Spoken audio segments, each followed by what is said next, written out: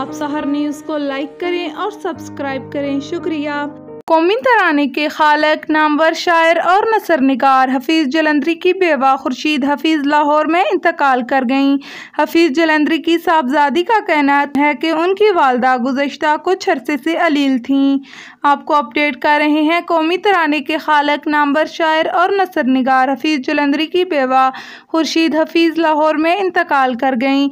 वो कुछ अरसे से अलील थीं। रहीम यार खान से खबर शामिल करते हैं। रहीम यार खान में क्रिकेट के दौरान वाइट बॉल पर मेहर बरादरी और बलोच बरादरी में तसादम के दौरान डंडों का आज़ादाना इस्तेमाल किया गया, जिससे 2 अफराद जाँ बहक जबकि मुतअद्दिद अफराद ज़ख्मी हो गए।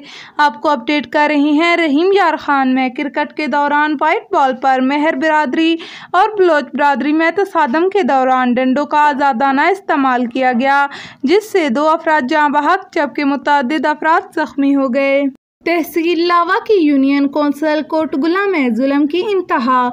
पुरानी रंजिश पर मोहम्मद इमरान वल्द मोहम्मद यूनुस नामी नौजवान की सरेआम तजलील। मोहम्मद खान और मोहम्मद इशफाक सकना कोटगुला और उनके साथियों ने मोहम्मद इमरान नामी नौजवान के कपड़े फाड़कर बरहना करके वीडियो बनाई। सियासी असर व रसूख के बायस थाना टमन पुलिस FIR दर्ज करने से कासर। मुतासरा खानदान की DPO चकवाल समेत आला हुकाम से फौरी इंसाफ की अपील। जिला चकवाल में कोरोना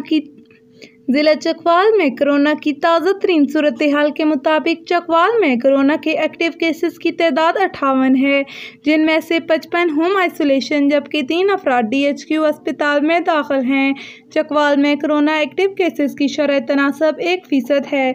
एक्टिव केसेस में तहसील चकवाल के 22, तहसील तलागांग के 16, तहसील कलरकहार के 2, तहसील जो असैदन शाह के 8 और तहसील लावा के 7 केसेस शामिल हैं। आपको जिला चकवाल में कोरोना की ताज़ा तरीन सूरत हाल से आगाह कर रहे हैं।